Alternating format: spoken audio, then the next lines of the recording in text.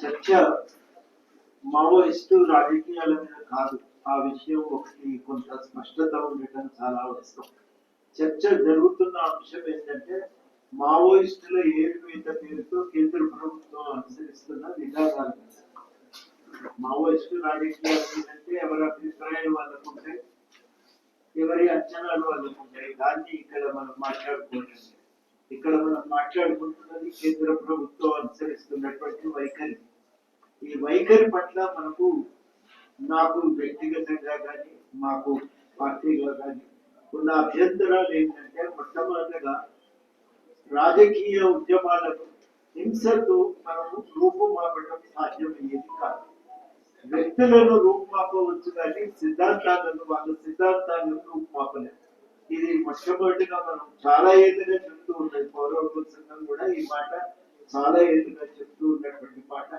ఇది మనం ఇవాళ ప్రప్రథమంగా ఈ సూత్రం ఆధారంగానే కేంద్ర ప్రభుత్వం అనుసరిస్తున్న వైఖరిని మనం తప్పుపడుతున్నాం.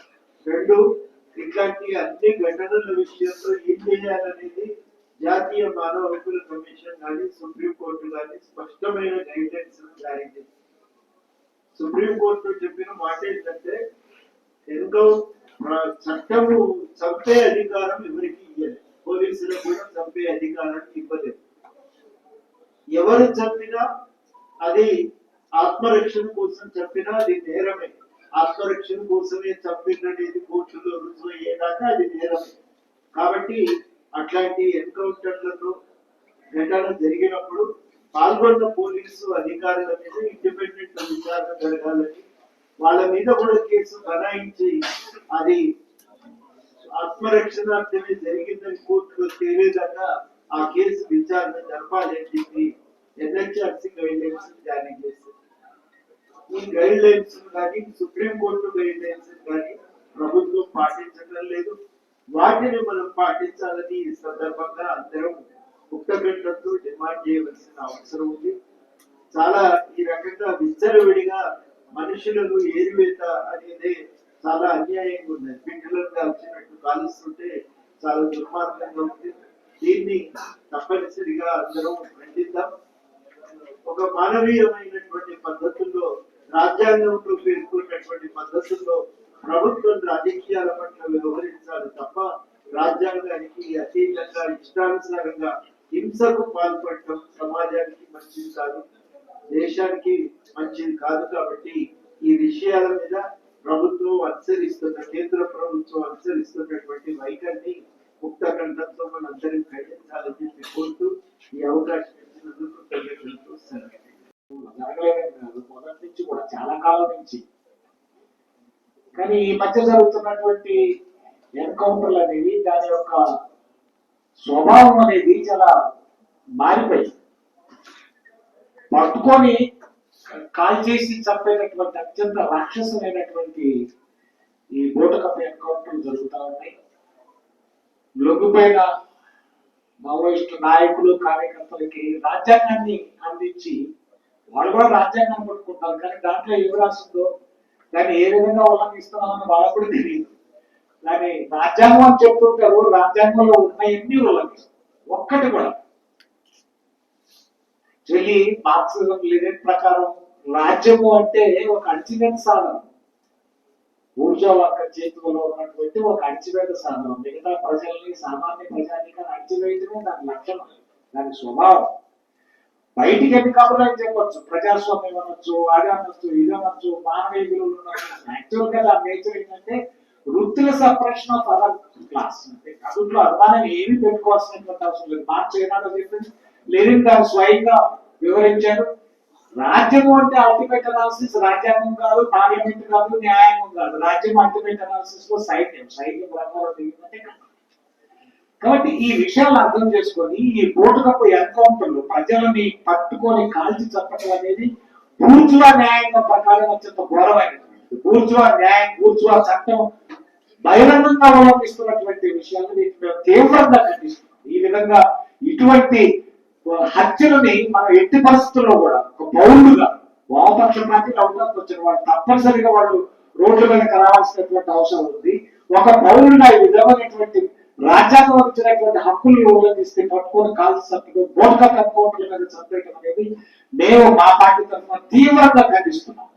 మావోయిస్టుల యొక్క వ్యూహము, ఎత్తుగడలు మేము భిన్నమైనటువంటి అభిప్రాయం ఉంది వాళ్ళ వ్యూహానికి, వాళ్ళ ఎత్తుగడలకి. అయినప్పటికీ కూడా ఈ విధమైనటువంటి బోట్గా కట్టుకోవడం పేరు మీద హత్యలు గావించడం మేము ఎట్టి పరిస్థితుల్లో అంగీకరించడం, తీవ్రంగా ఖండిస్తున్నాం. న్యాయ విచారణ చేపట్టి దోషులు కఠినంగా శిక్షించాలని చెప్తున్నాం. దీనికి ఒకటే ఒక పరిష్కారం మార్గం.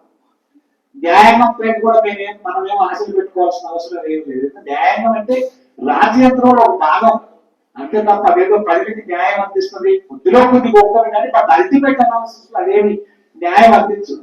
మనకి న్యాయం అందించేది ఒకటే ఒకటి, సాంబశివరావు గారి నాయకత్వంలో మనందరం ఉద్యమం చేసి రోడ్ల మీద పోవటం ద్వారా, ప్రజలని ఆర్గనైజ్ చేయడం ద్వారా ఈ ప్రజాతంత్ర ఉద్యమాన్ని బలోపేతం చేయడం ఒక్కటే పరిష్కారం. అయితే ఈ హత్యాకాండ అనేటువంటిది ప్రభుత్వాలు ఎంచుకొని ముఖ్యంగా ఇప్పుడున్నటువంటి బీజేపీ ఎన్డీఏ ప్రభుత్వం ఎంచుకొని సాగిస్తున్నది. ఈ ఎంచుకొని సాగిస్తున్న దానికి వ్యతిరేకంగా ప్రజాభిప్రాయం బలంగానే ఉంది. ప్రజాభిప్రాయం 69లో నేను స్వయంగా అప్పటికి ఒక విప్లవ పార్టీ కార్యకర్తనే.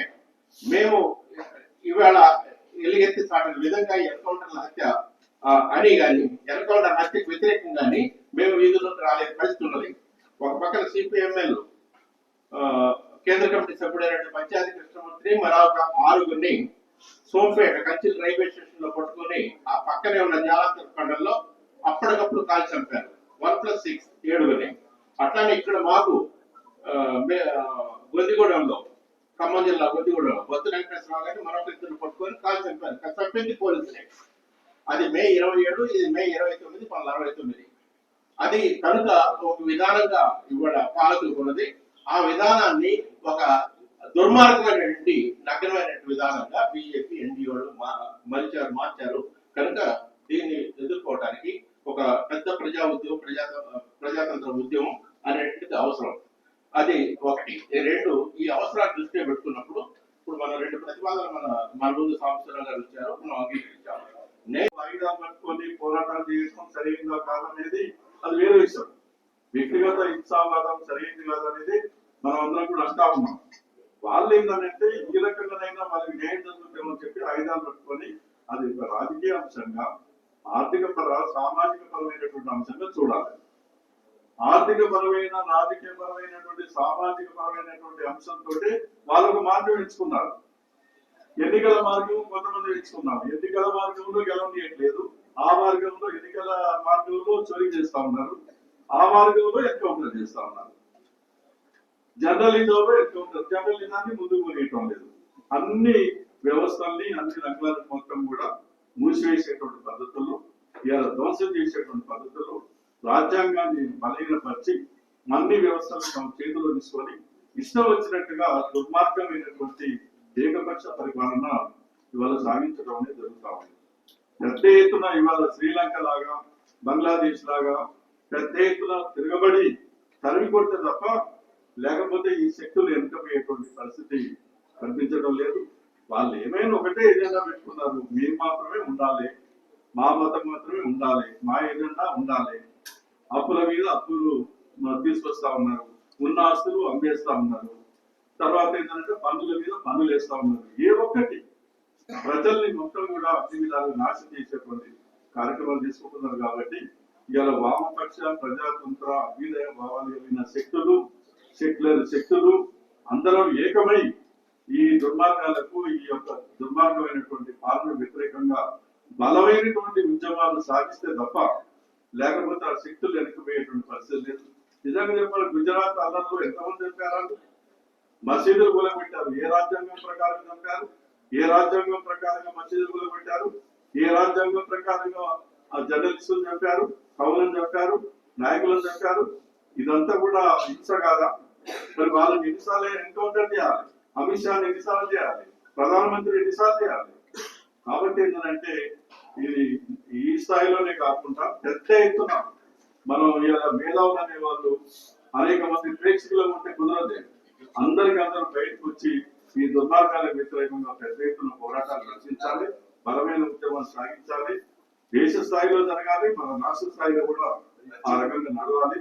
ఇప్పుడు తీసుకున్నటువంటి ఇంతకుముందు సాంబశివరావు గారు చెప్పినటువంటి కార్యక్రమాలు ఏవైతున్నాయో రేపు అంబేద్కర్ పార్టీ దగ్గర ధర్నా కార్యక్రమం అది మంచి కార్యక్రమే.